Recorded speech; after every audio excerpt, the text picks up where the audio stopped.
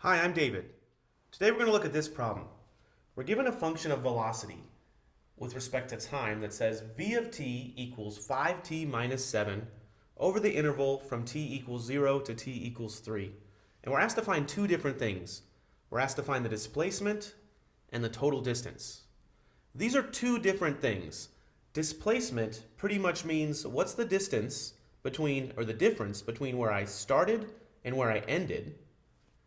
The total distance means how far did I travel in total, either forward or backward. Okay, let's start off with the displacement.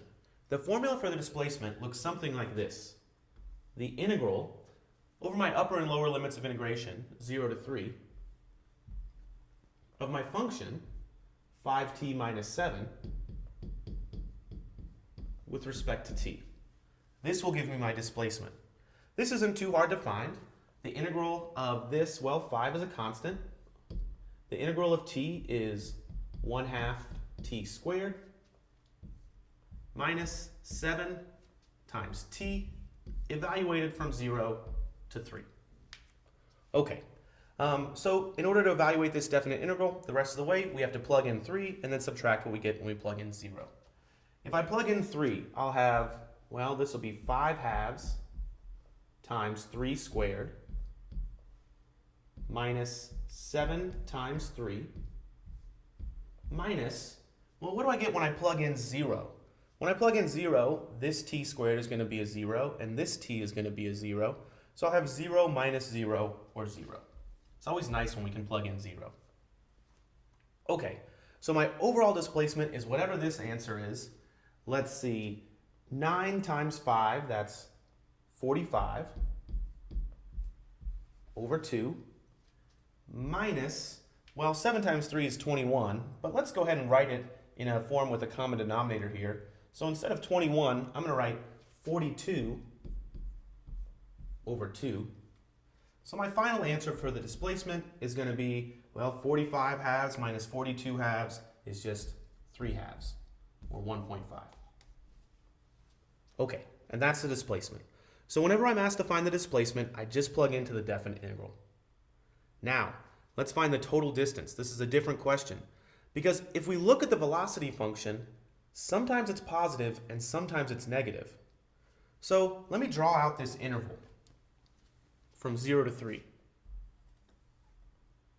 Here's 0, and here's 3.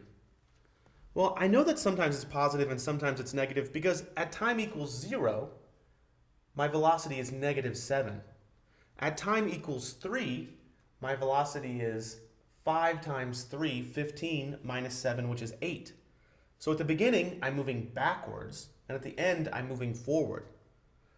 If I'm moving in the negative direction, and then I start moving in the positive direction, there must be some place where my velocity was 0.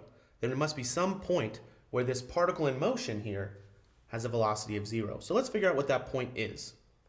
So I'll solve the equation, 5t minus 7 equals 0. Well, to solve that, you add 7 to both sides, and you divide 5 on both sides, and you get t equals 7/5. So if I put that on my interval, maybe right about here, I know that right here the velocity is 0. But in between 0 and 7/5, the velocity is negative. And in between 7/5 and 3, the velocity is positive. If I can find the displacement in the negative direction and then add on the displacement in the positive direction, then I have the total distance. So my total distance is going to be equal to the integral from 0 to 7/5 of my function, 5t minus 7 with respect to t, plus the integral from 7/5 to 3 of 5t minus 7 with respect to t. But I have to be a little careful about this, because at this first interval, corresponding to this first definite integral, my velocity is negative. So this displacement will be negative. So what I'm going to do is I'm going to take the absolute value. I want to know how much distance did I totally travel? What was my total distance here? So I'm going to take the absolute value of this definite integral. Now, suppose you had solved this equation for 0. You found the place where the velocity equals 0, but you weren't sure where was the velocity positive or negative. You could just as easily take the absolute value of both sides, and you'd be doing no harm.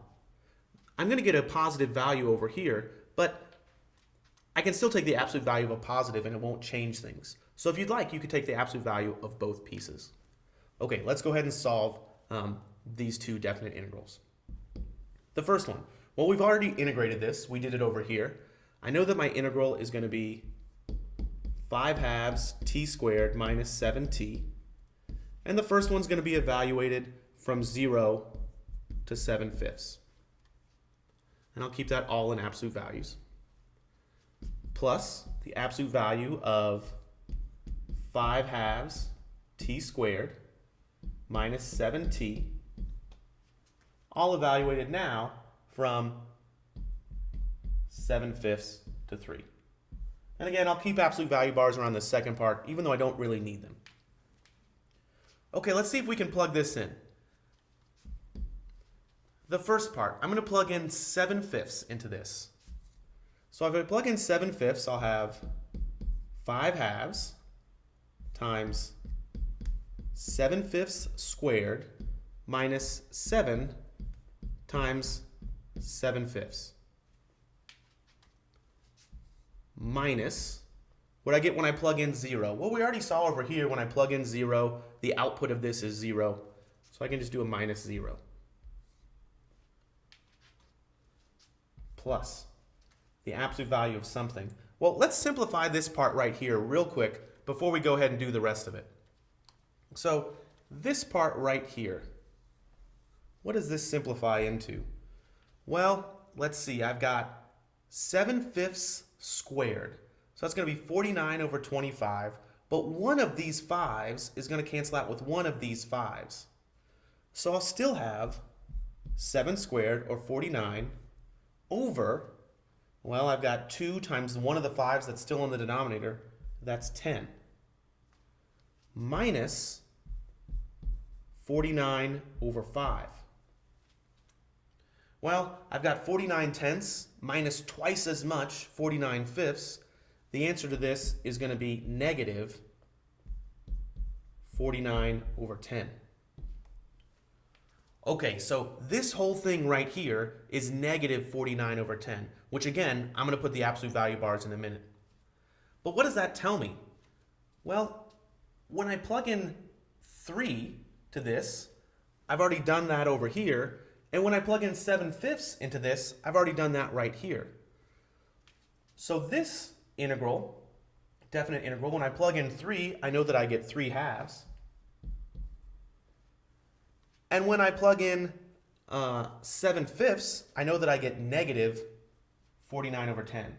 So minus a negative 49 over 10. So I didn't really have to redo all that work because I had done so much of it already. Okay, so let's kind of bring it back together. This total distance traveled equals the absolute value of negative 49 over 10 plus, well, let me go ahead and write this with a common denominator. Instead of 3 over 2, I'll write that as 15 over 10. Minus a negative, that's going to be a positive 49 over 10.